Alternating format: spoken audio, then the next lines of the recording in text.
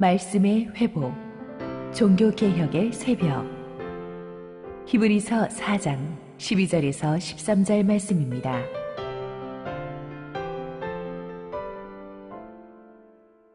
하나님의 말씀은 살아있고 활력이 있어 좌우에 날선 어떤 검보다도 예리하여 혼과 영과 및 관절과 골수를 찔러 쪼개기까지 하며 또 마음의 생각과 뜻을 판단하나니 지으신 것이 하나도 그 앞에 나타나지 않음이 없고 우리의 결산을 받으시리의 눈앞에 만물이 벌거벗은 것 같이 드러나느니라. 우리 함께 기도하시고 하나님 말씀 보도록 하겠습니다. 사랑하는 아버지, 은혜를 감사합니다. 오늘도 하나님의 은혜를 갈망해서 나온 성도들을 축복하시고 주님의 말씀을 들려주옵소서. 부족한 종을 온전히 감추시고 하나님의 마음만을 선포하여 주옵소서. 예수님 이름으로 기도했습니다. 아멘. 올해 2017년은 특별한 해입니다. 왜냐하면 종교개혁 500주년이 되는 해이기 때문입니다. 교회 역사학적 측면에서 아주 중요하고 의미 있는 해입니다. 종교개혁으로 인해서 우리 가톨릭과 개신교가 갈라지게 되었고 우리는 바로 그 개신교 신앙의 후예들입니다. 근데 많은 분들이 아직도 개신교와 가톨릭이 정확하게 왜 갈라지게 되었는지, 어떻게 갈라지게 되었는지, 개신교 신앙과 가톨릭 신앙의 정확한 차이점이 무엇인지 모르고 계시지만 옆에 사람한테 물어보기도 그렇고 그 사람도 모를 것 같고 그래서 힘들어하시는 분들이 많으실 것 같아서 제가 그래도 교회사 교수 출신이기 때문에 종교개혁 500주년을 맞아서 앞으로 6주에 걸쳐서 종교개혁의 핵심 사상과 인물들에 대해서 역사적인 정황에 대해서 함께 알아보는 강의 설교를 하도록 하겠습니다. 6주간은 그래서 여러분이 이 설교의 형식을 좀 참아주시기를 바랍니다. 먼저 이 가톨릭이라는 말이 기원이 어떻게 생겼는지 그것부터 좀 아는 것이 중요한데 원래 이 오늘 커버할 역사의 아주 큰 틀을 조금 아는 게 필요합니다. 역사학자들이 종교개혁의 스타트를 1517년에 독일의 마틴 루터가 비텐베르크 성당 앞에 그 교회 개혁의 논제를 포스트한 것에서부터 뽑습니다. 오늘 우리가 커버할 것은 AD 64년에 부터 시작하는데 AD 64년에 무슨 일이 있었냐 하면은 네로의 핍박이 시작됩니다. 공식적으로 이것을 교회 핍박 시즌의 시작이라고 봅니다. 이 핍박으로 인해서 교회의 톱 지도자였던 베드로와 바울이 순교당하죠. 그리고 교회는 핍박의 시기로 옵니다. AD 100년에 예수님의 마지막 제자 사도 요한이 죽습니다. 이로 인해서 12제자의 시대가 끝나고 이제 교회들의 시대가 시작되는데 이 핍박의 시즌이 AD 313년 밀라노 칙령 때까지 갑니다. 이 밀라노 칙령은 컨스탄틴 황제가 로마의 정권을 잡으면서 자기도 그리스도교로 개종하고 핍박을 공식적으로 끝낸다는 선포입니다. 이때까지를 교회의 핍박의 시대라고 하고 교회는 그 어려운 시대를 살아남게 되죠. 자, 그리고 이 AD 500년에 로마가 망합니다. 많은 학자들이 정확한 날짜에 대해서 좀 서리하지만 수많은 야만족들의 침략으로 인해서 로마가 망하는데 엄밀하게 말하면 로마가 망한 것이 아니라 서로마가 망한 것입니다. 왜냐하면 AD 330년에 컨스탄틴 대제가 뭘 하냐 하면은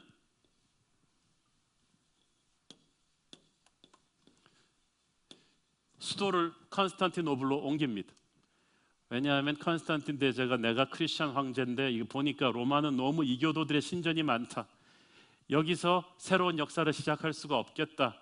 그래서 새 제국을 동방의 컨스탄티노플 수도로 옮깁니다. 항상 이 왕조를 새로 시작하는 사람들은 수도를 천도하잖아요. 그래서 그것도 수도 옮기고 나서 꼭 자기 이름을 붙여요.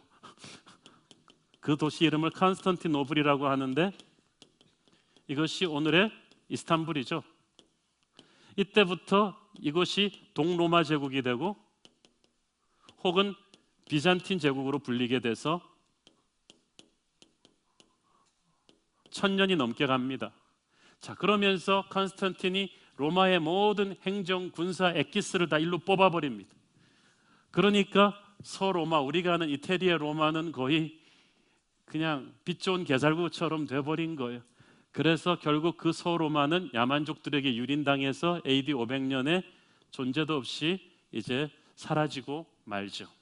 자, 그런데 우리가 또 몇 가지 봐야 될 이 중요한 사건들이 있어요.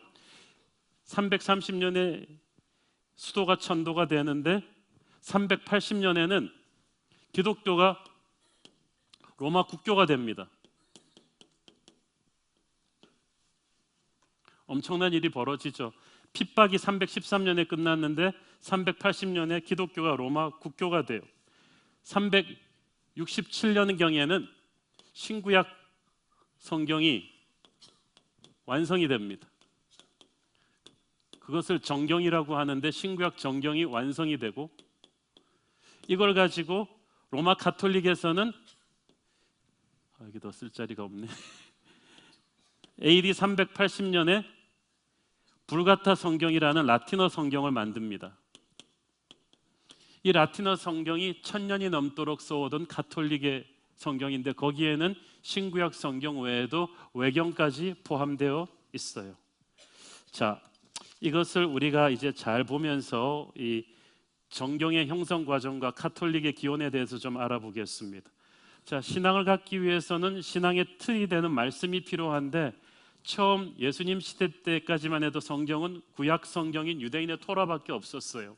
예수님 돌아가시고 나서는 대부분 그 예수님의 가르침을 제자들이 받아 적은 사복음서가 있었고 또 그 바울이나 베드로 같은 사람들이 사방 교회들에 보낸 목회 서신들이 있었는데 그것들이 드문드문 사용되고 있다가 한꺼번에 신구약 성경으로 모아지게 된 데는 이유가 있습니다. 바로 이단들 때문입니다. 이미 사도 요한 때부터 영주주의 이단이 초대교회를 무섭게 그 압박하고 들어왔는데 그 영주주의 이단이 나중에 뉴에이지의 원조죠. 그리고 또 아리우스 이단이라는 여호와의 증인의 원조가 되는 이단들이 있었고, 근데 문제는 그래도 요한까지 살아 있을 때는 어떤 이단들이 일어나면 그래도 예수님의 제자들 출신들, 특히 요한이 한 말씀 하면은 이거 이단이야 그러면 끝이에요.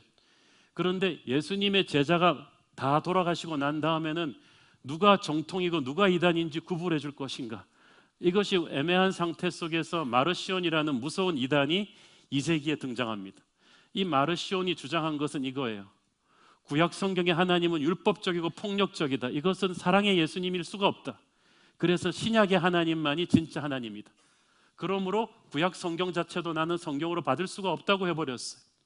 그리고 신약 성경 중에서도 유대인들에게 쓴 것 같은 신약 성경이 있잖아요. 그러니까 마태복음, 마가복음, 사도행전, 히브리서 이거 다 편집해야 된다. 그리고 바울 서신 중에서도 바울의 율법주의적인 구약학자적 색깔이 많은 성경도 이것도 받을 수 없다. 그래가지고 마르시온이 편집해 놓은 성경은 정말 너덜너덜해진 얼마 안 남은 사랑의 하나님만을 강조하는 반쪽짜리 복음이었어요. 결국 마르시온은 이단으로 교회에서 출교당했지만 이 마르시온 이단은 얼마나 영향력이 컸던지 정통교회 지도자들로 하여금 이거 큰일 났다, 빨리 정통 성경, 신구약 성경을 딱 정해서 그걸 표준화시켜야겠다고 생각하게 만들었습니다. 그래서 정경이 형성된 거예요. 우리 교회 정경자매 있는데 자기 이름이 얼마나 좋은지를 알아야 돼요. 이게 캐논이라는 말로 표현하는데 헬라어로 표준이라는 뜻입니다. 모든 성도들과 교회들의 표준이 될 수 있는 신앙 도구예요. 2세기 말경부터 이 정경 형성 편집을 갖다 빨리 지금 해야 된다는 거예요. 왜냐하면은 목회 서신도 여러 개가 있기 때문에 어느 게 진짜 성경에 포함돼야 될 것인지를 결정해야 되는데 결정 기준이 얼마나 예수님의 제자들이 입증해 줄 수 있느냐예요.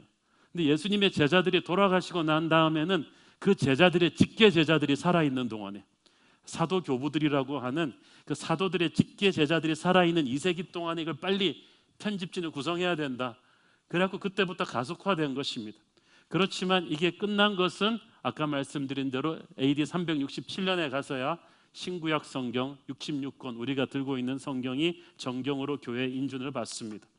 자, 이단들의 도전으로 인해서 성경 편집 작업만 가속화된 것이 아니라 교회 감독들의 권위가 굉장히 높아집니다.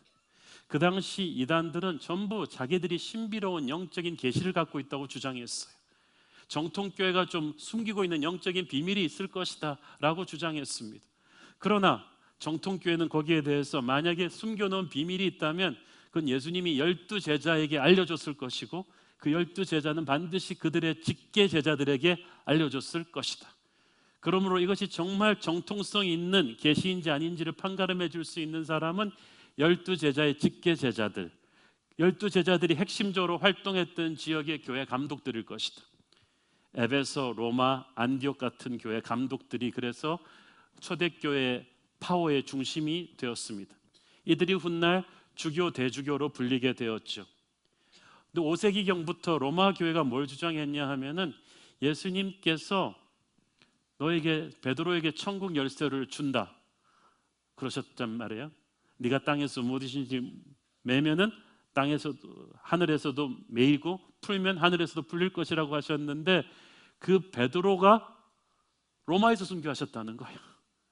바울도 로마에서 순교하셨다는 거예요. 로마는 제2의 예루살렘이라는 거예요. 그래서 그 베드로와 바울의 뒤를 잇는 로마의 교회 감독들은 모두 베드로의 직계 제자들이고 교회의 정통성은 주님이 주신 교회의 열쇠는 그리로 통해서 전수되는 것이다 라고 주장하기 시작한 것입니다.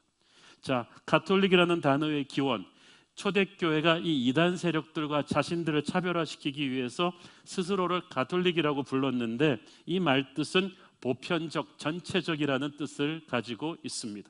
전체적이라는 말은 12사도 전체의 증언에 기초한 교회라는 뜻이에요. 오직 사도들의 증언에 기초한 교회만이 정통교회라는 뜻에서 나왔습니다. 그런데 몇 세기가 지나면서 로마 감독들에 의해서 이 카톨릭이라는 단어의 의미가 베드로와 그의 후계자들인 로마 교회를 중심으로 좁혀져 버린 거예요.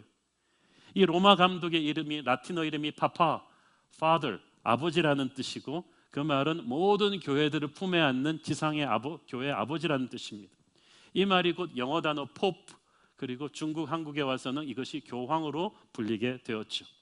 그래서 가톨릭이라는 단어가 로마 교황청을 중심으로 해서 어느 시점부터는 로마 가톨릭 교황청만을 상징하는 것처럼 불리게 되었어요. 원래 사도적인 열정은 사라져버린 제도화된 교회가 된 거죠. 자, 예수님 승천하신 뒤부터 4세기 초반까지 아까 말씀드린 대로 핍박의 시기였다고 그랬어요.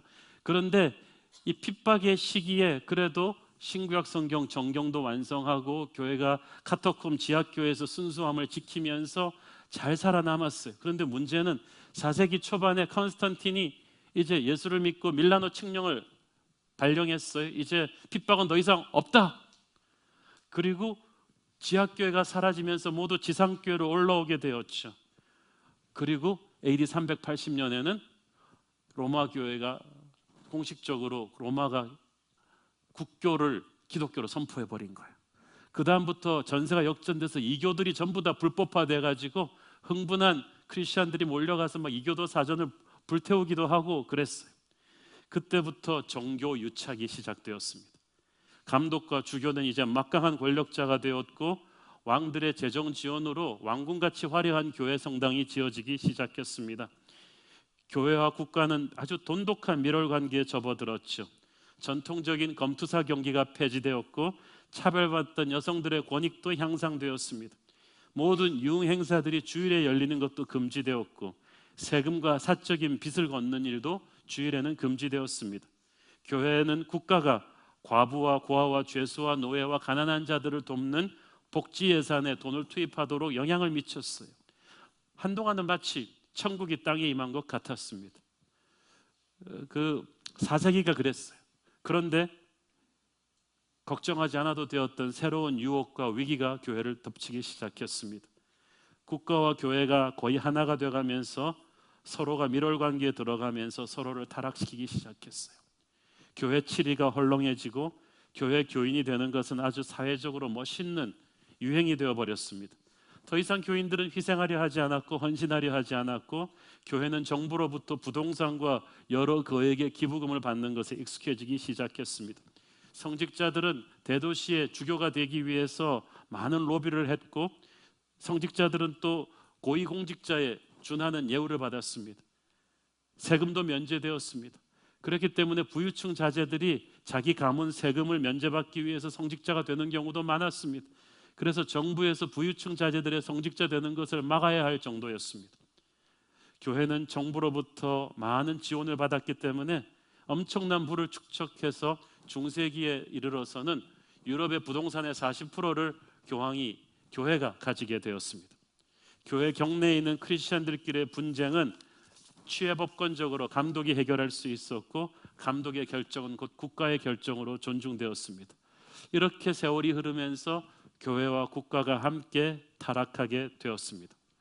자, 그런데 또 동시에 AD 500년에 서로마가 멸망했다고 했죠. 그러면서 로마 교황청이 급부상하기 시작합니다. 자, 서로마가 멸망하면서 유럽의 역사가 굉장히 슬퍼져요. 서로마를 휩쓸었던 이 여러 야만족들은 무력으로 로마를 점령할 수는 있었지만 로마의 그 수준 높은 정치, 경제, 사회, 문화 인프라를 운영할 능력이 없었어요. 전 세계를 연결시켰던 로마의 교통망은 무기력화되어 버렸습니다. 지식과 물자와 문화의 교류가 끊겨버렸고 도시는 인구가 격감했습니다. 그래서 이때부터 유럽의 시계는 1000년 동안 거꾸로 돌기 시작했고 이를 가리켜서 중세기, 중간시대, Dark Ages, 암흑의 시대가 시작된 것입니다. 진짜 역사학자들이 Dark Age라고 말하는 때가 이때예요. 자, 그런데 이 어둠의 시대에 리더십이 교황에게 오기 시작한 것은 무엇인가? 이때 또 어떤 일이 일어나냐 하면은 AD 600년에 이슬람이 발호하기 시작합니다. 아라비아 사막에서 일어난 모하멧이라는 선지자를 통해서 아프리카와 중동권으로 이슬람이 무섭게 번져나가면서 알라와 함께하는 이들의 그 종교 일치가 된 무서운 세력이 그 기독교의 터전이었던 북아프리카와 소아시아를 전부 다 이슬람화 시켜버립니다. 이슬람은 스페인을 점령하고 남유럽의 코앞까지 압박하고 들어왔습니다. 중세의 사람들이 얼마나 힘들었겠어요. 그런데 이것이 오히려 로마 교황청의 리더십을 부상시키는 계기가 되었습니다. 많은 야만족들이 포로로 잡아간 이 로마의 귀족들과 처자들을 통해서 그들 중에 많은 사람이 크리스찬이었기 때문에 개종하고 예수를 믿었어요. 로마를 멸망시킨 야만족들이 그 당시는 야만족이지만 훗날 그렇게 해서 스위스, 독일, 프랑스의 선조들이 되었어요. 그들이 유럽이란 말이에요. 그래서 그들이 많이 개종하고 나서 나중에 그 유럽인들이 모아서 만든 제국이 AD 800년에 세워진 신성 로마 제국이에요. 전직 야만족들이 다 모여가지고 크리스천화돼서 기독교화돼서 교황청에 충성하는 신성 로마 제국이 그때 생겼습니다. 제국이 완전히 교황의 발 아래 들어오게 된 것이죠. 자, 그리고 그러는 과정에서 또 새로운 야만족들이 또 급습하기 시작해. 이번에는 북유럽에서 바이킹이 들어오고 동방에서 혼족과 아자르족이 또 유럽을 계속 유린하는 바람에 이 지금 제국이 빠져버린 정치 공백 상태의 유럽인들에게 누가 기댈 데가 있겠어요. 이때 야만족들이 많이 들어올 때 그래도 레오 교황 같은 사람이 나서가지고 야만족들이랑 협상을 했어요. 그러지 말고 로마를 건물은 부서뜨리고 재물은 약탈해도 사람은 죽이지 마라. 방화하지는 마라. 그래가지고 협상해서 그들을 잘 돌려보내고 그들한테서 받은 또 식량을 가지고 가난한 빈민을 무제하고 이런 일들을 하면서 진짜 백성의 아버지로 부상한 게 바로 로마 교황이었다는 거예요. 그렇기 때문에 교황청은 절대적인 권력을 서서히 서로마 제국 멸망 이후에 생긴 정치 공백을 타고 온 이 절대 권력을 서서히 손에 쥐게 되었겠죠. 거기다가 이제 중세 카톨릭의 유산들을 조금 살펴보겠어요. 이 중세 카톨릭의 유산들의 공통점은 하늘과 땅 사이에, 인간과 신 사이에 반드시 교황청이, 교회의 중재가 있어야 된다는 거예요. 반드시 교회를 거쳐서 하게 돼 있어요. 예를 들어서 이제 속죄 행위, 페넨스 같은 것. 여러분 영화 미션에 보면 과거의 노예 상인이었던 그 주인공 로버트 데니로가 이렇게 무거운 짐을 이렇게 그물로 묶어가지고 자기 몸에다가 딱 연결시킨 다음에 끙끙거리면서 산으로 올라가는 고행을 하는 게 나옵니다. 그게 속죄 행위예요. 큰 죄를 지은 사람이 그 죄를 용서받기 위해서 제물을 바치거나 자기 몸을 혹사시켜서 죄값을 치르는 것인데, 이게 로마 카톨릭의 전통적 속죄 행위 중에 하나입니다. 이게 어디서부터 시작되었는가? 바로 핍박 시대에 시작되었어요. 핍박 시대에 수많은 사람들이 순교했지만 수많은 사람들이 고문을 이기다 못해 변절했습니다. 배교한 거예요. 근데 이 배교자들이 이제는 기독교 핍박이 풀리고 나서 다시 교회로 돌아오겠다 그러니까 핍박을 견뎌내는 성도들이 그렇게 그냥 쉽게 해줄 수 없다. 이들도 좀 죄값을 치르는 것을 해야 된다. 그러면 어떤 프로세스를 거쳐서 죄값을 치르게 할 것이냐? 누가 그걸 결정할 것이냐? 교회 감독들이 결정한 거예요. 그래서 성도들 앞에서 베옷을 입고 머리에 재를 뿌리면서 참회하고 성전 밖에서 한 1년을 그렇게 막 머리를 땅에 찌우면서 보내다가 다시 성전 마당까지 들어오고 한 2, 3년을 거쳐서 어떤 행동으로 참회하는 것까지를 다 교회가 결정해주고 마지막에 교회 감독이 참회자의 머리에 손을 얹고 선포하는 것으로 회복식의 절정을 이루었습니다. 그 과정에서 로마를 비롯한 교회 감독들의 권위는 절대적이었죠. 이 속죄 사상을 기초로 해서 면죄부 제도도 시작된 거예요. 면죄부 제도는 그야말로 죄를 면해준다는 뜻인데, 죄가 굉장히 클 때 큰 죄, 큰 속죄 행위, 그래서 십자군 전쟁 같은데 아들을 보내라. 그러면 너희 가문의 죄를 싹 다 면해주겠다.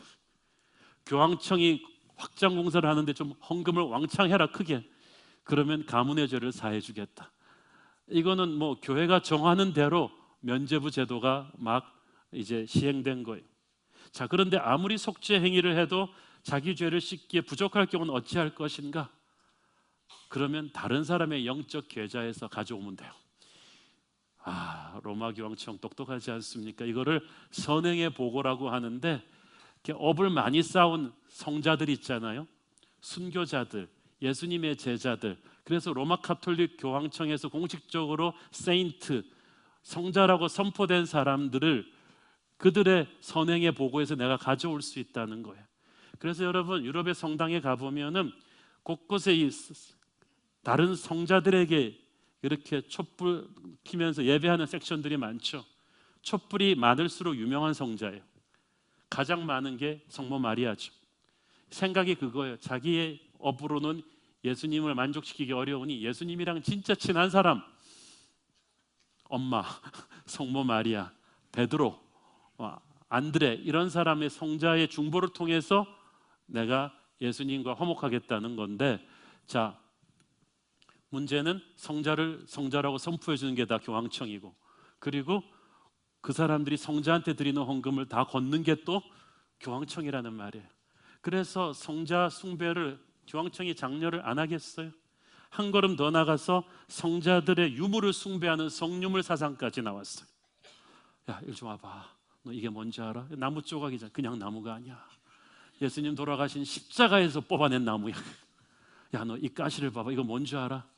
그냥 가시가 아니야. 끝이 붉은 빛이잖아. 이게 몇백 년 지났지만 예수님의 보혈이 물들어 있던 그 가시 면류가 아니야. 그 가시야. 야, 너 이 뼈다귀가 이게 뭔지 알아? 이게 예수님이 사랑하던 제자 요한의 엄지손가락 뼈야.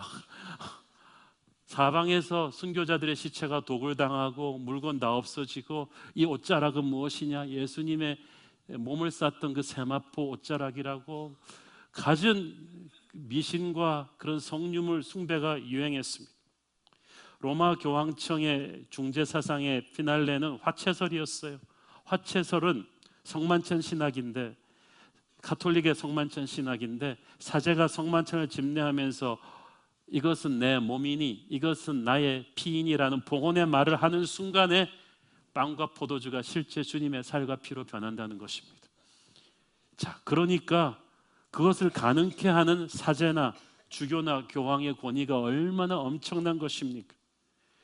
이 화채설이야말로 성만찬을 이용해서 세속의 지도자들을 길들이는 교황청의 강력한 무기가 됩니다. 지금도 개신교 예배 핵심은 말씀을 선포하는 강단인데 로마 가톨릭 교회는 성만찬 단이에요. 왜냐하면 굉장한 거거든요. 사람들이 성만찬에서 실제로 주님의 살과 피가 임재한다고 믿기 시작하자 이 영광스러운 성만찬 참여를 거부당하는 수찬 정지야말로 가장 가혹한 벌 중에 하나예요. 세속의 지도자들이 교황청에게 항거하기 시작하면 수찬 정지령을 내려버립니다. 출교 직전에 가장 무서운 명령인데 너는 주님의 살과 피로부터 제외되었다는 거예요. 그러면 그 말은 무슨 말이냐 하면은 그 사람이 다스리는 나라 주민들한테 너의 군주는 버림받은 군주다, 얼마든지 쿠데타해도 좋다는 면죄부를 교황청이 준 거예요. 그걸 살아남을 수 있는 군주는 없었습니다. 그래서 모든 군주는 교황청에게 꼼짝도 못하고 굽힐 수밖에 없었죠. 이런저런 이유로 해서 중세 가톨릭 교회는 막강한 권력과 엄청난 부를 소유하게 되었고 그것이 로마 가톨릭 교회 타락의 원인이 되었습니다. 교황과 추기경과 사제들은 영혼을 돈보는 일보다 서로 권력과 부를 탐하는 데 혈안이 되었고 교회의 돈꾀를 채우기 위해서 막대한 세금을 걷었고 성직을 매매하고 세속 권력과 야합하는 일들이 부지기수로 일어났습니다. 14세기 로마 가톨릭 교황청의 부패가 극에 달했을 때는 교황들은 많은 첩들을 두었고 또 한 번은 프랑스 아비용의 교황이 있고 또 이태리 로마의 교황이 있어가지고 서로가 가짜라고 출교시켜버리는 그런 일도 있었고 또 제3지대에서 또 한 명이 일어나서 동시대에 3명의 교황이 권력 다툼을 하는 일도 있었습니다. 사람들의 교회에 대한 존경심은 땅에 떨어졌습니다. 또 교황들은 온갖 고가의 예술품을 축적하는데 여념이 없었어요. 여러분 그 성 베드로 성당 가보시면 굉장히 크고 화려한데 그 안에 어떻게 교회 안에 이런 물건이 있지 할 정도의 많은 그리스 로마 신상들이 들어가 있습니다. 그래요. 교회 안에 있으면 안 되는 고가의 미술품들을 교황청이 사서 모은 거예요. 그리고 그걸 안치하기 위해서 그 큰 성전을 확전한 것입니다. 필요도 없는 그 거대한 성 베드로 성당을. 그 돈이 다 어디서 왔겠어요? 그 돈을 충당하기 위해서 이것저것에서 돈을 모으다가 안 되니까 나중에는 연옥 신학을 써서 면죄부를 받았습니다. 연옥 신학이 뭐냐 하면 천국과 지옥 사이에 연옥이라는 중간 스테이션이 있다는 거예요. 아주 끔찍한 죄를 지으면 죽으면 바로 다이렉트로 지옥으로 가고 아주 고귀한 성자는 바로 천국으로 가지만 애매한 사람들은 다 중간에 가는데 당신의 친인척들은 다 중간지대에 있다. 그러면 어떻게 할 것이냐? 헌금을 많이 내시면 교회가 연옥에 있는 영혼들을 위해서 미사를 드려줄 것이다. 그래서 가톨릭에서는 지금도 죽은 사람들을 위해서 미사를 드립니다. 기도를 드립니다. 그러면 헌금을 많이 하면은 동전이 짤랑 떨어지면서 연옥에 있는 영혼이 교회의 블레싱을 받아서 천국으로 직행할 수가 있다. 이런 말도 안 되는 것을 막 가르쳐서 면죄부 수입을 올리니까 마틴 루터가 바로 그것 때문에 들고 일어난 거예요. 그게 종교개혁의 도화선이 되었습니다. 자, 1000년이 넘도록 로마 가톨릭 교회는 하나님이 땅을 다스리는 주권을 교황에게 위임하셨다고 가르쳤습니다. 그래서 이 땅의 지도자들도 그 사람이 그 자리에 있을 수 있는 명분을 교황청으로부터 받아야만 했어요. 그러니까 수많은 세상 지도자들은 교황청의 권위 앞에 무릎 꿇을 수밖에 없었죠.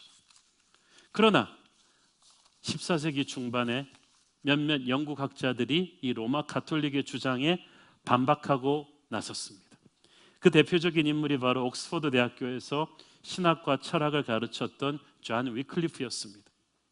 그는 세상을 다스리는 주권은 로마 교황청의 중재에 달린 것이 아니라 그 힘을 행사하는 사람이 은혜 가운데 있느냐 없느냐에 달렸다. 성직자와 성도 다 하나님 앞에서 평등하다. 그러므로 그 사람이 지금 하나님과의 관계가 올바르냐 아니냐, 그것이 중요하다. 진짜 리더십의 권위는 예수님을 닮은 거룩한 인품에서 나온다. 그러므로 하나님과 사람 사이를 반드시 자기가 중재해야만 한다고 하는 중세교회의 그 사제나 성례 제도는 꼭 필요하지 않다고 주장했습니다. 이 병력 같은 이 주장을 들으면서 교황청이 어땠을까요? 그래서 위클리프를 종교개혁의 새벽을 미리 준비한 사람이라고 합니다. 위클리프의 시대는 로마 교황청이 아비온과 로마 두 개로 나누어져서 서로 대립하던 때입니다. 그래서 위클리프는 권력과 이 돈 다툼에 혈안이 되어 있는 교황청을 뿌리부터 개혁해야 된다고 믿었습니다. 위클리프는 말했습니다. 로마 교황들이 초대교회 사도의 권위를 원한다면 금과 은 나 없어도 오직 나사렛 예수만 전하는 사도들의 청빈을 본받으라고 했습니다. 진짜 성경적인 교환이라면 가난하고 겸손하게 살면서 교회를 조용히 섬김으로써 진짜 하나님 앞에서 크리스천의 선이 무엇인지를 몸으로 보여주라고 했습니다. 그러나 지금의 교황청은 적그리스도처럼, 그리스도는 가난하게 사셨는데 교황은 세상의 화려한 권력을 갖지 못해 안달을 하는, 그렇게 타락했다고 말했습니다. 이렇게 계속 가면 심판이 임할 거라고 했습니다. 교회는 가톨릭 교회 조직에 포함된 그 어떤 성직자나 사제들이 만드는 피라미드식 조직이 될 수가 없다. 교회는 지상의 교회를 택함을 받은 자들, 구원받은 사람들의 모임일 뿐이고 교회의 머리는 교황이 아니라 그리스도이시다. 교황이라고 해서 누가 구원받은 자인지 아닌지를 선택할 힘이 없다. 성례나 고해 성사나 성직자들의 중재를 가지고 누가 성도의 구원을 판가름할 수 있단 말인가? 그렇게 위클리프는 중세 로마 카톨릭의 성례 신학, 면죄부, 화채설, 연옥 사상, 성인 숭배를 송두리째 부정하기에 이르릅니다. 로마 교황청이 좋아했을까요? 안 좋아했을까요? 너무나 격분한 교황은 1382년 위클리프를 이단으로 단죄하고 위클리프 추종자들에 대한 무서운 박해를 전 유럽에 걸쳐서 실시합니다. 위클리프가 살아남을 수 있었던 것은 유럽 대륙이 아닌 영국에 있었기 때문이죠. 위클리프는 말했습니다. 그 어떤 성례보다 중요한 것은 말씀이고 설교다. 그래서 모든 사람들, 교황을 포함해서 모든 시스템과 행위들은 오직 하나님의 말씀으로만 평가받아야 한다고 주장했습니다. 이것은 엄청난 주장이고 이것은 종교개혁의 핵심 사상이기도 합니다. 왜냐하면 이때까지 로마 카톨릭은 1000년이 넘도록 교회가 말씀 위에 있었어요. 하나님의 말씀, 성경이 성경인 것은 교회가 성경을 편집했고 그 말씀을 인준했기 때문이라고 가르쳤는데 위클리프는 그걸 거꾸로 뒤집은 거예요. 교회를 인준하는 것이 말씀이지 말씀이 교회의 인준을 받는 게 아니다. 그러므로 어떤 교회든지 끊임없이 말씀에 의해서 평가받고 심판받고 검증되어야 한다고 가르친 거예요. 이를 위해서 모든 사람은 각자 스스로 성경을 탐구할 권리가 있다고 했습니다. 신약 성경은 하나님의 권위로 가득 차 있고 극히 단순한 사람도 이해하고 구원에 필요한 지식을 습득할 수 있다고 했습니다. 그래서 위클리프는 옆에 학자들을 동원해서 라틴어 성경을 영어로 번역하는 데 총력을 기울여서 마침내 나온 게 위클리프 성경이에요. 킹 제임스 성경보다 훨씬 먼저 나온 최초의 영어 번역 성경인데, 근데 문제는 인쇄 기계가 아직 없으니까 이게 보급이 안 되잖아요. 위클리프가 제자들을 모아놓고 66권 번역한 영어 성경을 쪽보급으로 나누어서 각자 외우라 그랬어요. 머리 좀 좋은 사람한테는 두꺼운 책 주고 너는 마태복음 외우고, 머리 안 좋은 애한테 유다서 뭐 이런 거 줘가지고 다 외우게 한 다음에 이 사람들을 영국 전역으로 보냈어요. 마을마다 다니면서 네가 외운 영어 성경을 말로 선포해줘라. 대부분의 사람들이 문맹이라서 글을 못 읽으니까 말로 영어로 번역된 성경을 듣게 함으로써 스스로 말씀을 듣고 교황청의 부패를 인지하고 새로 거듭나게 하라는 거죠. 위클리프의 제자들의 활약이 바로 롤라드 운동이고 이로 인해서 100년 후에 영국 종교개혁이 가속화될 수 있는 계기가 되죠. 위클리프의 제자가 체코슬로바키아에서 나왔는데 이 사람이 바로 프라하 대학의 교수 얀 후스입니다. 얀 후스는 젊은 시절부터 위클리프의 글에 매료되었습니다. 특히 교회의 머리가 교황이 아니라 그리스도이시고 교회는 그리스도가 머리 되시는 택자들의 모임이라는 이 위클리프의 주장을 딱 이 얀 후스는 가슴에 딱 새기고 평생을 프라하에서 그렇게 가르쳤어요. 모든 성도들이 자신의 나라 언어로 성경을 읽게 해야 된다는 것에도 헌신했어요. 이 사람이 체코 민족 지도자거든요. 그리고 그 당시 로마 가톨릭 교회는 라틴어 성경이 아닌 다른 언어 성경을 가지는 것을 사형으로 처벌했거든요. 이것도 로마의 폭압이라고 주장했습니다. 특히 허스는 대부분의 사람들이 문맹이기 때문에 자기가 일하는 그 교회 프라하 대학 베들레헴 채플 벽에다가 벽화 그림으로 메시지를 전달하는 것으로 유명했습니다. 그래서 아주 교만하고 오만한 교황의 모습과 겸손한 그리스도의 모습을 대조적으로 그림으로써 수많은 사람들에게 교황청의 부패와 진정한 영적 리더십의 등장에 대해서 그 그림으로 메시지를 전달해서 엄청난 파급 효과를 일으켰어요. 교황청은 특히 허스가 이 면죄부 판매를 공격하는 데 대해서 격분했죠. 마침내 허스를 이단으로 규정하고 1415년에 종교재판을 열어서 허스를 화형에 처했습니다. 이때 화형에 처할 때 불쏘시개로 쓴 것이 바로 위클리프 성경이었어요. 화형대에 선 허스의 마지막 유언은 실로 비장했습니다. 나는 이렇게 죽지만 이제 100년 후에 하나님께서 한 사람을 세우실 터인데 그가 가져올 종교개혁은 결코 막지 못할 것이다. 그리고 허스가 순교당한 지 100년 후인 1517년 마틴 루터가 독일의 비텐베르크 성당 벽에 95가지 논제를 못 박음으로써 종교개혁의 불길이 일어납니다. 그의 예언이 그대로 이루어진 것이죠. 자, 오늘의 강의를 마무리하겠습니다. 종교개혁의 새벽은 그 핵심은 바로 말씀의 회복이었어요. 로마 가톨릭 교황청이 1000년 동안 그렇게 타락하고 부패하면서도 유럽 사람들을 장악할 수 있었던 것은 성도들이 성경을 읽을 수가 없어서 영적으로 무지했기 때문이에요. 오늘날은 우리 모두가 다 자기 성경 갖고 있지 않습니까? 3-4권씩 갖고 있으면서도 잘 안 읽는 분들 회개하시기 바랍니다. 그런데 500년 전만 해도 사정이 달랐어요. 그때까지만 해도 성도가 각자 개인 성경을 갖는다는 것은 꿈도 못 꿀 일이었습니다. 1500년 동안 수도원 수사들은 성경을 일일이 손으로 필사해야만 했는데 주로 식물 파피루스나 동물 가죽에다 썼는데 이게 비싸요. 그런데다가 이걸 한 권하고 이렇게 하면 66개 넘는 두루마리가 쌓아져야 성경이 되는 거예요. 그러니까 그 비싼 걸 이걸 돈으로 환산하면 성경 전체를 가지려면 농장 하나, 작은 성 하나를 팔아야 되는 값이라고 합니다. 이걸 개인이 어떻게 소장합니까? 주로 왕궁에 하나, 성당마다 하나씩 그 정도 있는 정도였죠. 게다가 있으면 또 뭐해요? 80-90%가 못 읽는 라틴어. 이 로마 교황청이 만든 이 불가타 성경, 380년대에 만든 불가타 성경은 다 라틴어예요. 라틴어를 읽을 수 있는 사람은 인구의 10%도 안 되던 때예요. 그렇기 때문에 사람들은 성경이 비싸기도 했겠지만 못 읽어서, 라틴어를 못 읽어서 모르는 거예요. 그리고 로마 교황청은 이 상황을 은근히 방치했습니다. 왜냐하면 사람들이 영적으로 무지해야 다스리기 쉽거든요. 공식적으로 그렇게 말했어요. 가톨릭 교황청이 성경을 읽고 그 의미를 바른 교리로 가르치고 방어해 줄 테니까 신도들은 구태여 알려고 할 필요가 없다는 거예요. 교회가 가르치는 것이 옳다고 받아들이기만 하면 된다고 했습니다. 자, 그러니까 성도들이 스스로 성경을 읽고 하나님의 말씀을 모르니까 교황청이 아무리 무리한 요구를 해도 그것이 하나님의 뜻이라고 받아들일 수밖에 없었죠. 그 최악의 신뢰가 바로 십자군 전쟁입니다.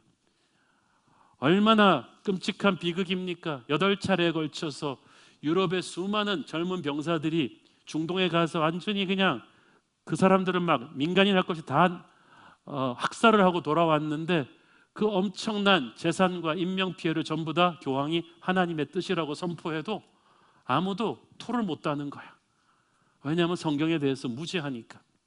그래서 위클리프와 야누스를 비롯한 모든 종교개혁자들이 자기 나라 언어로 성경을 번역하는데 심혈을 기울인 것입니다. 자, 그런데 번역만 해놓으면 뭐예요? 이것을 빠르고 싸게 책으로 대량으로 찍어내는 기술이 없잖아요. 그래서 하나님께서 은혜를 주셨어요. 야누스가 순교한 지 25년 뒤인 1440년대에 구텐베르크가 독일의 멘츠 지방에서 금속 활자를 발명해서 인쇄술을 혁신했죠. 물론 그 훨씬 전에 세종대왕이 발명했다고는 하지만 이게 유럽이었잖아요. 그래서 이 인쇄기가 발명이 되면서 수십 년 뒤에 마틴 루터가 세상에 태어날 때쯤이면은 유럽의 모든 지역마다 인쇄기계가 있는 거예요.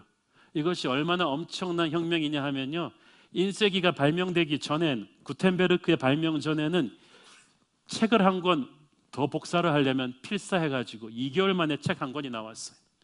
그런데 구텐베르크의 인쇄기가 가동되면서 일주일 만에 책 500권씩이 찍혀져 나왔습니다. 정보 대폭발이 일어난 거죠. 종교 개혁이 가능했던 것은 이렇게 독일어로, 체코어로, 영국말로 대중이 읽을 수 있는 성경책이 싸고 빠르게 대량으로 보급돼서 퍼질 수 있었기 때문에 가능했던 것입니다. 타락한 교회를 정결하게 하는 힘은 오직 하나님의 말씀이었던 거죠. 그것은 지금도 마찬가지입니다. 가톨릭 교회는 핍박당하던 그 시대, 캐타콤 지하교회로 있던 밀라노 칙령 313년 전이 깨끗하고 순수했습니다. 그때 이단들과도 싸웠고, 그때 순교자의 신앙이 있었고, 그때 성경 정경을 만들어냈어요. 그러나 기독교가 국교화된 뒤에 세상 권력의 맛을 보면서 타락하기 시작했습니다. 말씀을 멀리했기 때문이에요.